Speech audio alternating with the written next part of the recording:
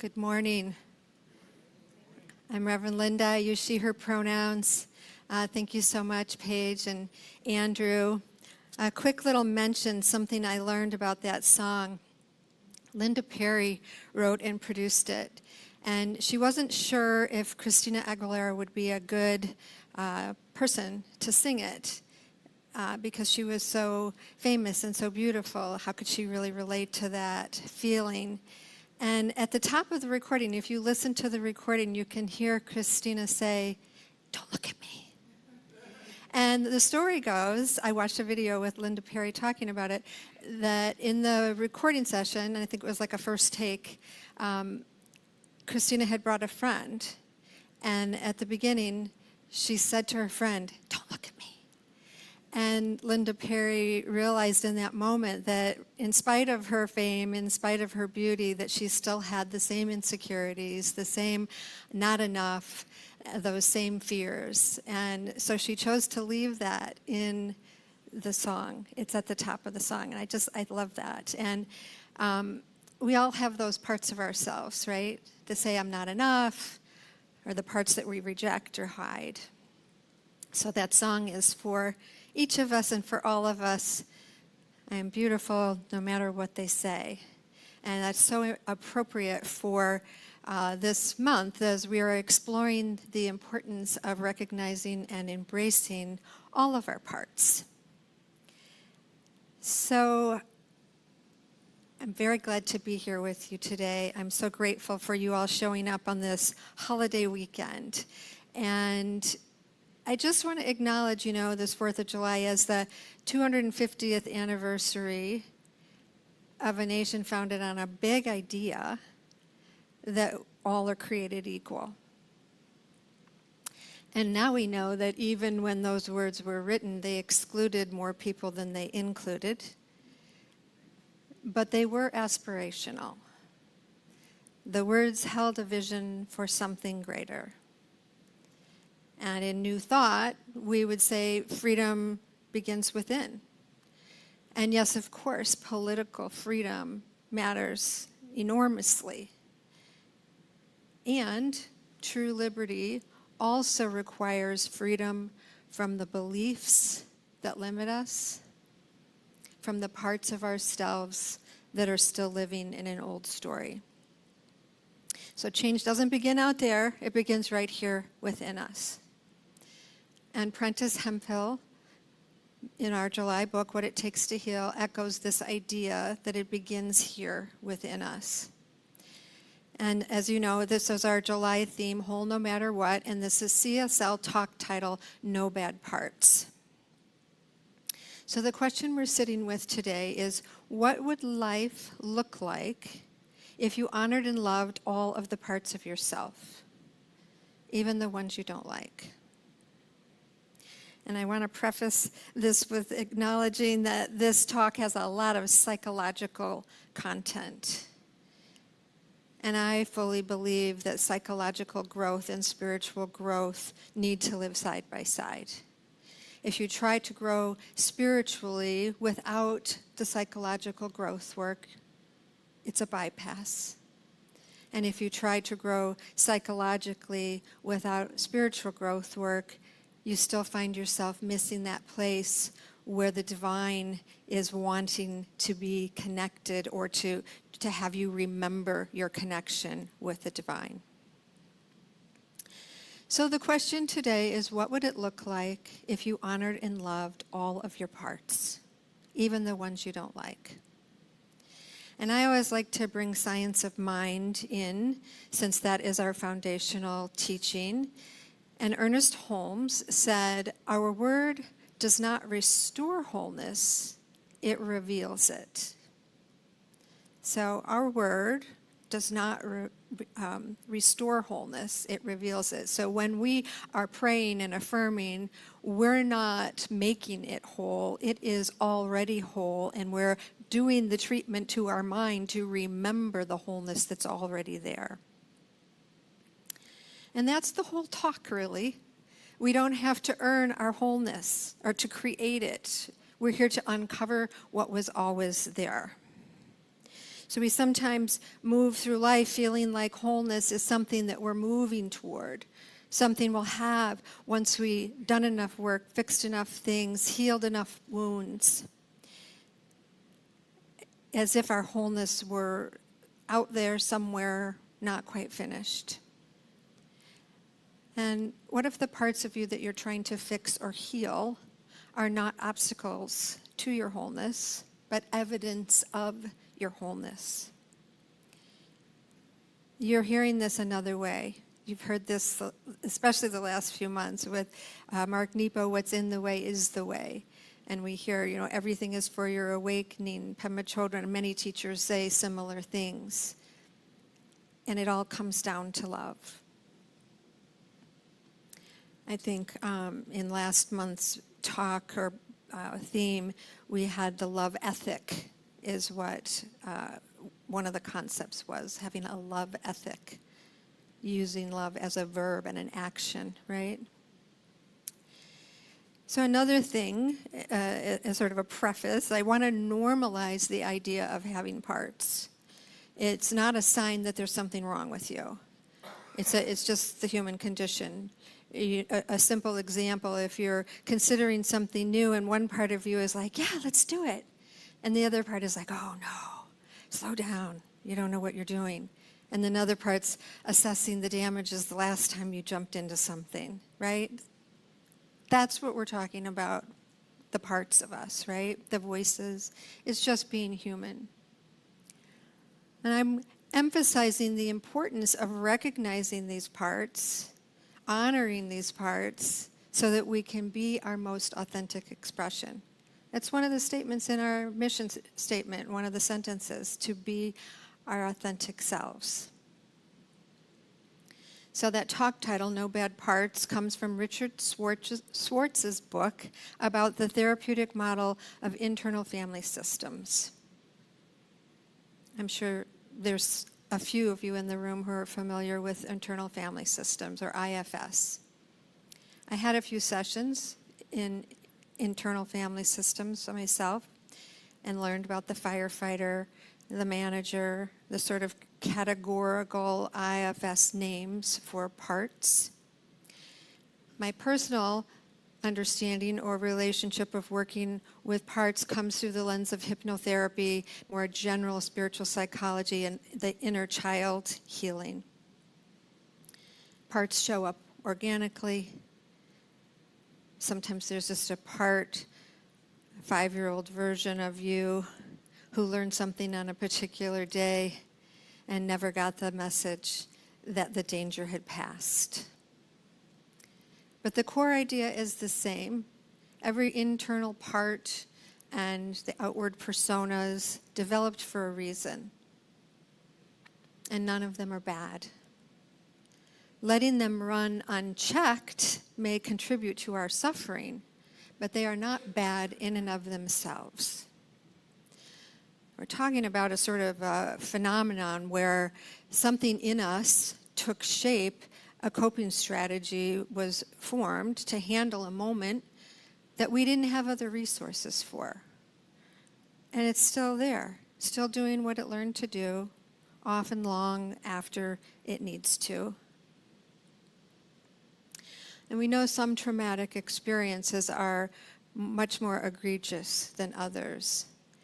But it is important to understand that the impact of trauma isn't about how bad it was. It's about what we made it mean about ourselves and the world, and about what resources we had to help us process it. Hemphill says, trauma can arrest a part of you. You can have a region of your body living out of time, out of step with the rest of you.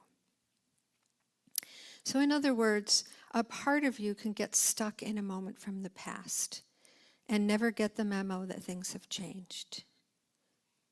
When we experience something overwhelming, the body activates to protect us, but sometimes that cycle doesn't go to completion. So that part just keeps going, still doing its job, still protecting you from something that may no longer exist. We can't always think our way through it. It's in the body. So yes, there may be a thought pattern to notice and correct. And there's often something the body is holding 10, 20, 60 years long after the mind has decided it understands. Or 70.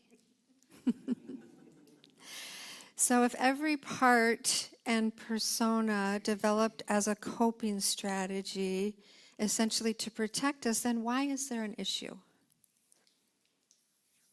We have an experience, we come to believe something to be true about ourselves or the world, and we unconsciously develop this strategy. This part finds a way to navigate life based on those beliefs. But often in that process, the authentic parts of us, the parts they were trying to protect, sort of get crossed out or overshadowed. And we may have learned that some parts got rewarded and some not so much. The angry part gets sent to time out, the needy part gets called dramatic, and the scared part gets told to toughen up. While the cool or aloof part might get some extra attention. And so we sometimes hide the parts that aren't desirable. And sometimes the authentic parts are just overshadowed by the strategic parts. And we can get very good, some of us expert level good, at performing the parts that earned us love or acceptance and hiding the rest. Hemphill names 3 capacities that trauma can fracture: safety, belonging, and dignity. Hemphill is saying our coping parts are trying to protect one of those 3 things. The part that needs to control everything, probably protecting safety. The part that performs and people pleases, probably protecting belonging. And the part that gets defensive at the smallest criticism, probably protecting dignity. These parts aren't the enemy, they're doing a job. An old job, maybe, a job we don't need anymore, but a job nonetheless. They just don't know the job is done. Nobody has told them it's safe now. And Hemphill says the wound grows even as we use it, eating away at the person who holds it, acidifying all we do. And that's the cost. Fighting against the parts we don't like doesn't help. They won't surrender and disappear. Parts don't disappear under attack. They entrench. They get louder. The parts we're most challenged with tend to be the ones that have been fighting hardest and longest. So what's the alternative? Instead of rejecting the parts of ourselves we don't like, we're being invited to embrace them, to ask, what have they been trying to do for us all along? Through decades of his work and clinical work, Richard Schwartz said he found that every single part is worthy of being heard.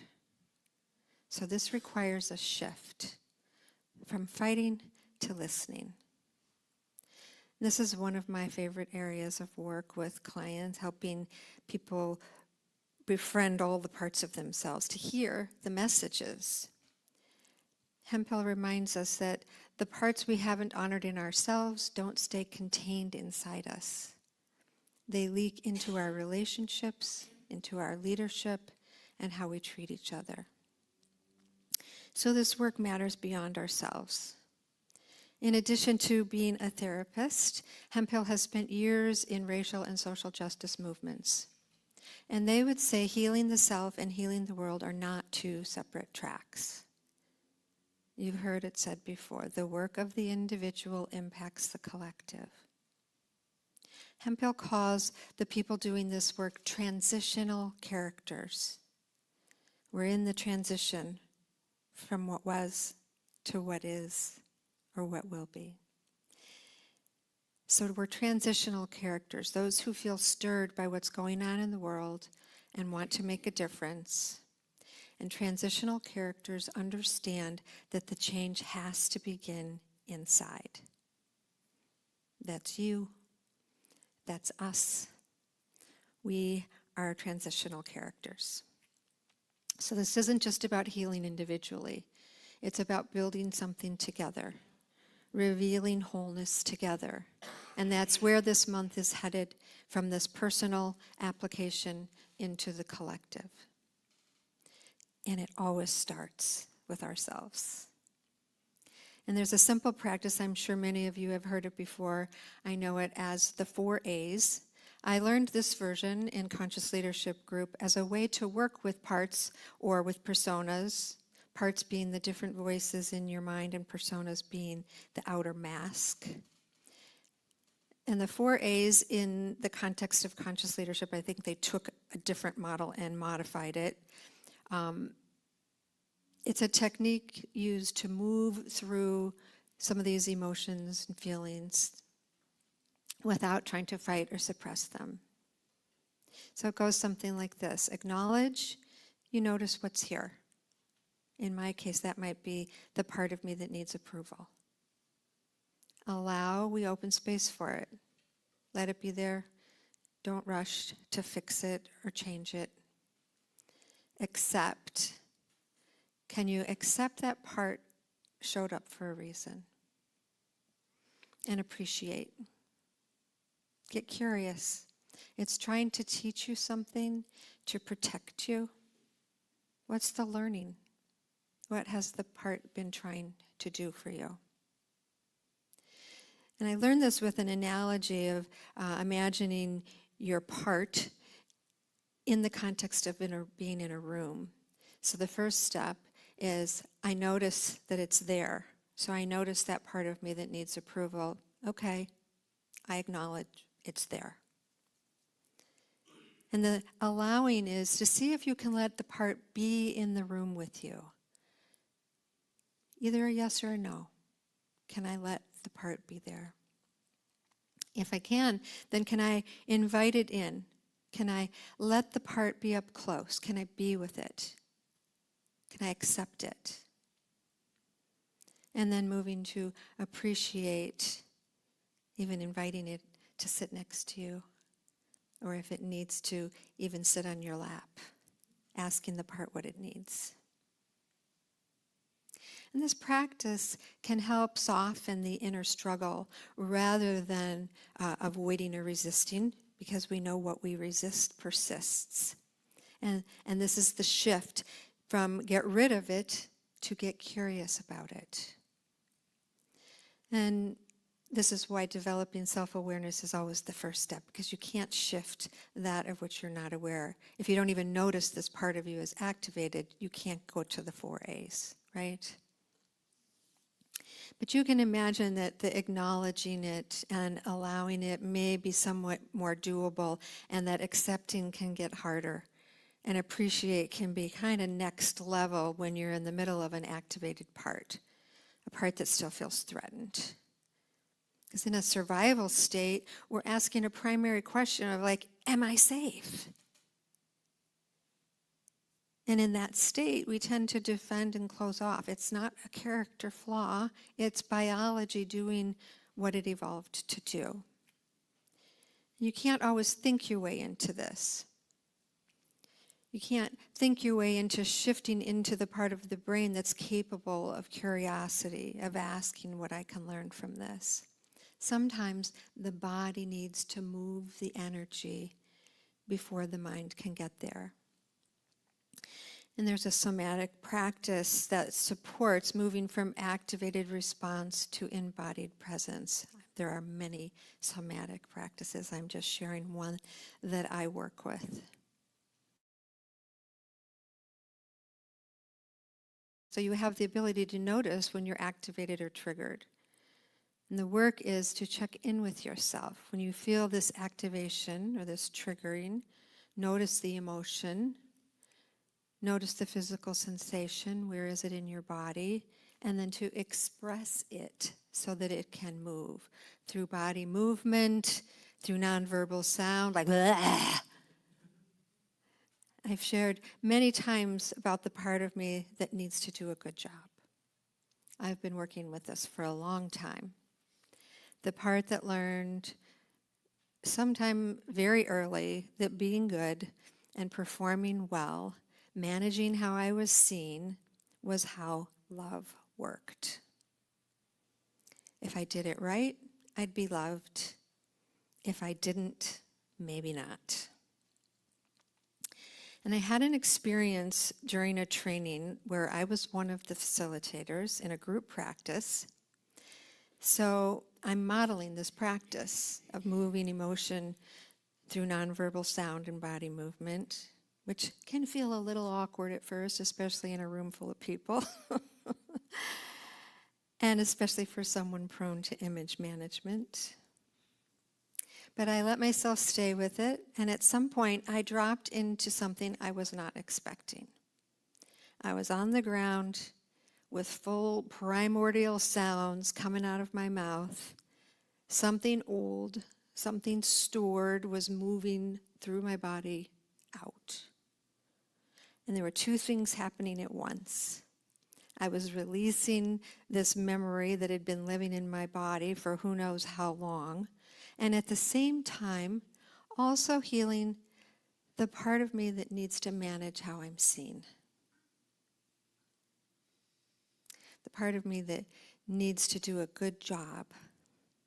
There's a real fear there for a moment that I'm one of the facilitators. I'm supposed to be leading this thing. How can I be leading and still have this kind of wound surface?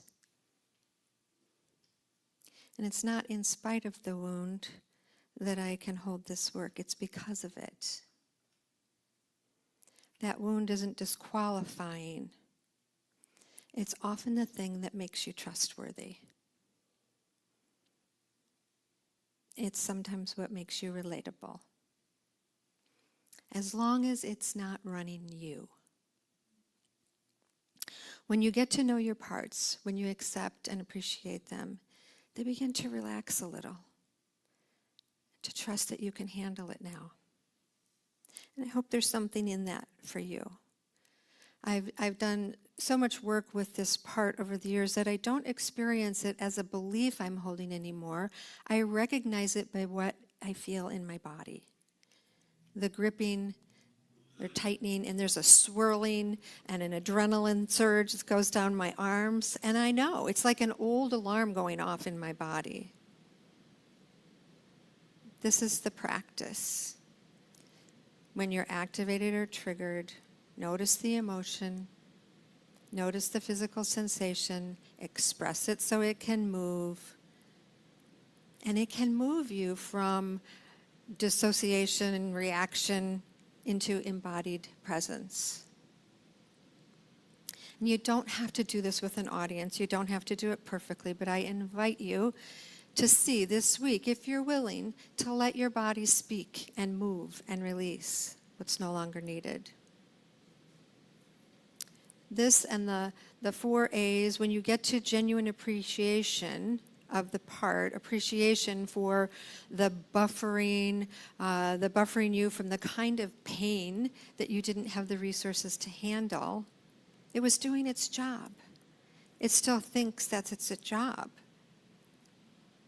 It doesn't need to be banished. It needs to be thanked and gently let off duty. And we heard in the reading this morning from Ernest Holmes, there is something in each one of us which is transcendent. As we learn to listen to this inner presence, we shall be strengthened in mind and body and move ever closer to the perfection of the divine pattern within us. So parts work isn't a detour from our spiritual practice. It's a preparation for it, or at least a tandem work alongside it. Moving from that activated state of being in embodied presence is what it takes to be able to listen to the inner guidance. And when we honor and release what's been frozen in us, we're more available to transcendence. Not by bypass, but genuine freedom our authentic selves expressed, and it happens from the inside out. A concept in science of mind is to take your mind off the problem, hold to the vision of the solution. And that's true, but often misunderstood. It doesn't mean avoid the problem. It doesn't mean bypass what's actually happening to you. And that matters because whatever energy and conviction we're holding is what gets expressed or what becomes manifest.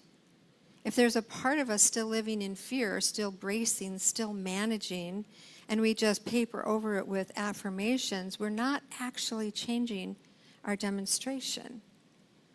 We're holding two conflicting energies. We have the words of wholeness, but the felt conviction of threat underneath it. We get a mixed demonstration. Holmes would say that that subjective state is what does the work. I was taught in some of my earliest classes in this teaching that the conviction is the most powerful part of the prayer or the affirmation or the changing the thoughts. The thoughts and feelings with the most conviction manifest most powerfully, not the words alone. So we need both, the psychological work and the spiritual work, side by side, together. You've heard this Quaker saying, treat and move your feet, pray and move your feet. And part of moving your feet would include doing the inner work. So we're honoring the parts, moving the stored energy, listening for the learning, and doing the spiritual work of remembering the transcendent truth of who you already are. Ernest Holmes said, in reality, we know God or truth only as we ourselves embody God or truth. We've also heard God can only do for you what God can do through you. This idea, we have to make ourselves clear channels for the divine. And it's through remembering our truth that we embody truth. And sometimes we have to get all that protective thinking, all the coping strategies out of the way to remember our wholeness. It's not something out there, not something you have to go find. Wholeness is the truth of who you are. We only need to remember it, to reveal it from within. And we don't get to wholeness by editing ourselves down to only the acceptable parts. We get there by embodying the whole of what we are and discovering what was sacred all along.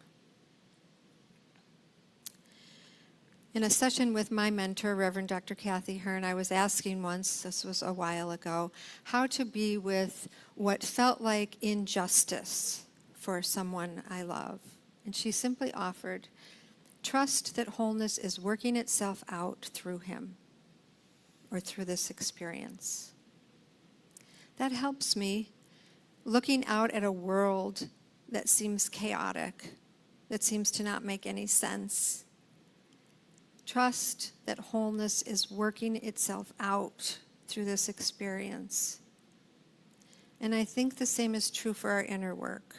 We have to trust the wholeness is already working itself out through me, through you, through us.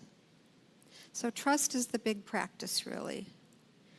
Not to fix the parts until wholeness appears. It's to recognize the wholeness was always there, and the parts being honored and heard are actually part of how our wholeness reveals itself. So we're remembering that there are no bad parts. And I have a couple of closing affirmations for us. I embrace and honor all of who I am. Not the edited version, not the acceptable version, all of who I am. And I am whole no matter what. So this time I'm going to say them again, and I want you to repeat after me. I embrace and honor all of who I am. I embrace and honor all of who I am. And I am whole no matter what. I am whole no matter what. So the invitation is, as you go about your days this week, notice when a part of you shows up that you'd normally want to push away. The critical part, the anxious part, the controlling part, the part that needs to do a good job. And instead of resisting it, try the 4 A's, acknowledging it, allowing it, accepting it, appreciating it, getting curious about what it's doing for you. And if you're too activated, you can let the body work it out, moving through your body, expressing it through sound, or even breathing it out, and see what becomes possible. You can try your affirmations or play the song and remember, I am beautiful, no matter what those parts say. Wholeness is already the truth of who you are. You simply reveal it. And we are the transitional characters. We are the people willing to do the inner work in service to the world. So I thank you for being that with me. And I'm going to invite you to turn within as I begin to close. I acknowledge the one presence, the one power, this presence and power in which we live and move and have our being. This presence is never divided. It is whole. It is perfect. It is complete. And we are expressions of it. We are whole, perfect, and complete now. Not someday, not after we fix something. Right now, it is the truth of our being. We are whole. I affirm that every part, all the parts we love and the parts we've hidden, each part is in that wholeness. There are no bad parts. None of them are mistakes.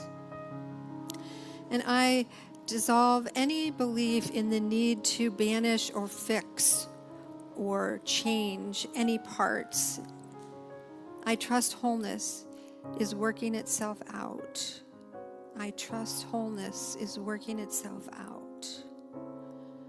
I trust wholeness is working itself out in as and through me, in as and through each one.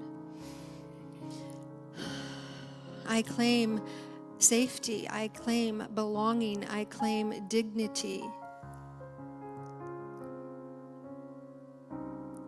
I claim freedom to be fully expressed, to be our authentic selves, to step fully into who we are here to be, the unique individual expressions of the divine who can express it as only we can express it. That we are saying yes to our wholeness, yes to our freedom, yes to unlimited possibility, and yes to being fully expressed. And I call forth any support that might be needed in that, any additional help or guidance is available, and that people receive exactly what they need to say yes to their full expression, yes to their freedom, yes to the truth of who we are. And I'm so grateful for the fulfillment of this prayer. I'm grateful for the wholeness. I'm grateful for the yes to being these transitional characters who are stepping into their own healing in support of the world healing. I am so grateful for the fulfillment of this prayer. I release it into the law that always says yes. And if this resonates with you in any way, please join me in affirming by saying, and so it is. Thank you.